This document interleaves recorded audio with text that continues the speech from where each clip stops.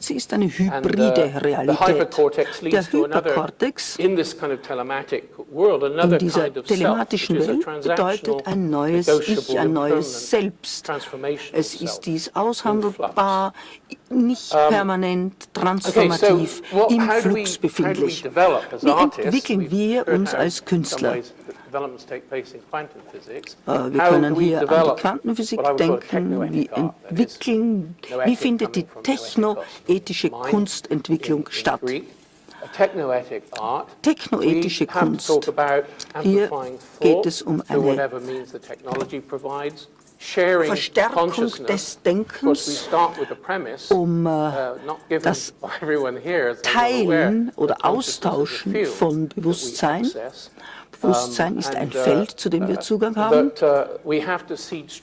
Wir müssen auch neue Strukturen hervorbringen, den Samen dafür aussehen. Es geht also nicht um ein Top-Down-Design in der Architektur oder von Produkten, sondern um ein Bottom-up-Design. Es geht um emergente Strukturen, die irgendwo keimen müssen, bevor sie gedeihen können. Es handelt sich um eine morphogenetische Vorstellung.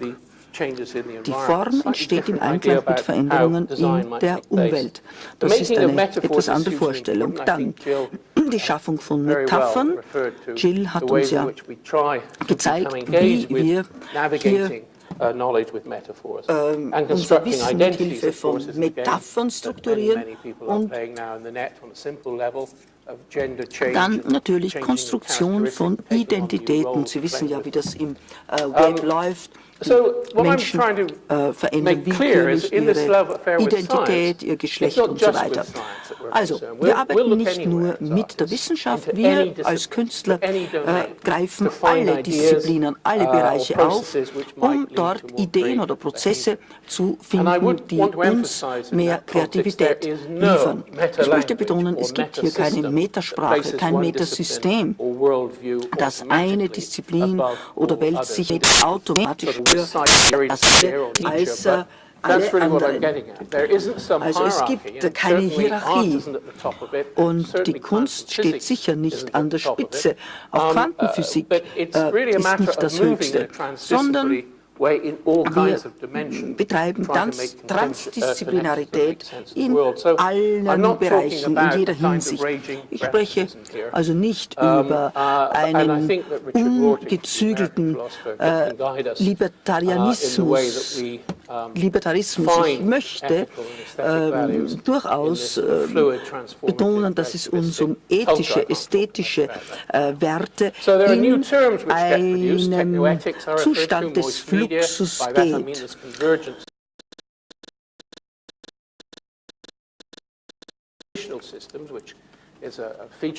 Haben es mit Technoethik zu tun. Es handelt sich hier um Moist Media, über Biotelematik. Das sind alles neue Termini, die entstanden sind. Und daneben ist es natürlich notwendig, dass wir uns die Frage stellen, was ist denn alles notwendig, um kreatives Verhalten hervorzubringen? Welche Grundlagen sind dafür erforderlich? Ich überspringe hier einiges. Ich möchte nur hervorstreichen, dass Wissenschaftler immer wieder sagen, sie wissen nicht, was 99% des Universums ausmacht. Wir leben mitten in einer dunklen Energie. Wir sind umgeben von dunkler Materie. Und genauso wenig wissen wir über das Bewusstsein, wo es lokalisiert ist, wie es entsteht, warum es Fortbestand hat. Viele der hier Anwesenden versuchen, Antworten auf diese Fragen zu finden. Ich besuche alle 2 Jahre die Science of Consciousness-Kongresse in Tucson. Das ist großartig. Dort sind wirklich die Spitzenvertreter der Wissenschaften vertreten. Wir haben etwa 700 Vorträge in 5 Tagen. Und das Ganze immer in einem aktiven Miteinander. miteinander in einer sehr positiven Atmosphäre, ohne negative Konkurrenz. Der Grund ist, dass niemand noch die Antwort hat. Und das Ganze ist für Künstler faszinierend. Auch wir können hier uns engagieren, denn wir haben ebenso keine Antworten. Ganz schnell ein paar Beispiele von Künstlern, die versucht haben, hier mit die Ideen Teleportation aufzugreifen. Eduardo Kack etwa hat hier Samen gezüchtet. Es gibt nur eine Lichtquelle. Es werden Photonen ausgestrahlt und dadurch wächst die Pflanze. Oder die Arbeit eines ehemaligen Studenten, Paul Sermon, Telematic Dreaming. Ganz einfach, zwei Leute lagen jeweils in verschiedenen Städten im Bett und sahen den anderen auf dem Bildschirm projiziert. Sie konnten also interagieren, reagieren auf die virtuelle Präsenz, auf die Telepräsenz des anderen. Das wurde das erste Mal in Finnland gezeigt und war dort ein großer Erfolg. Warum? In Finnland berühren sich die Leute, die Menschen, nicht sehr häufig. Das ist eine komplexere Arbeit. Es geht hier um gezüchtete, kultivierte Neuronen. Das Web wird eingesetzt, um anderswo Veränderungen hervorzurufen, aber das ist zu kompliziert. Ich kann es hier nicht wirklich erklären. Wichtig ist, wir sind in diese Welt eingetaucht, in die Welt der Telepräsenz. Wir bewegen uns von Ort zu Ort. Dadurch verändert sich auch die Vorstellung dessen, was man selbst ist, was der eigene Körper ist.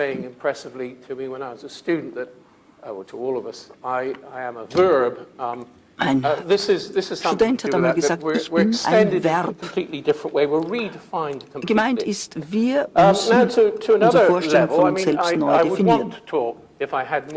Wenn ich mehr als 15 Minuten für meinen Vortrag hätte, hätte ich sehr viel lieber über das Spirituelle in der Kunst gesprochen.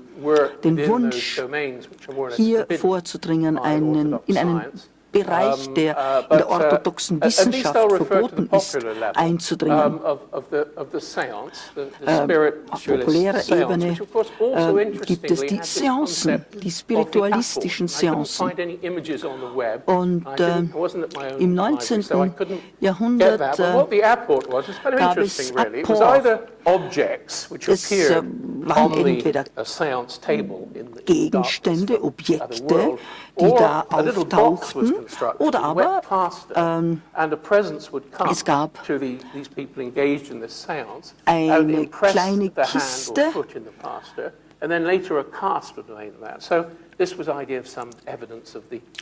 die sozusagen alle diese Informationen aus dem Jenseits enthielt. Das Ganze hält natürlich wissenschaftlicher Analyse nicht statt, aber man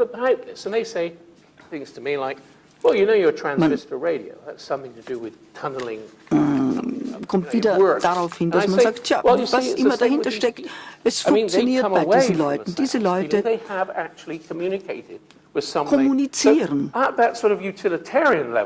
Das ist natürlich eine utilitaristische Ansicht.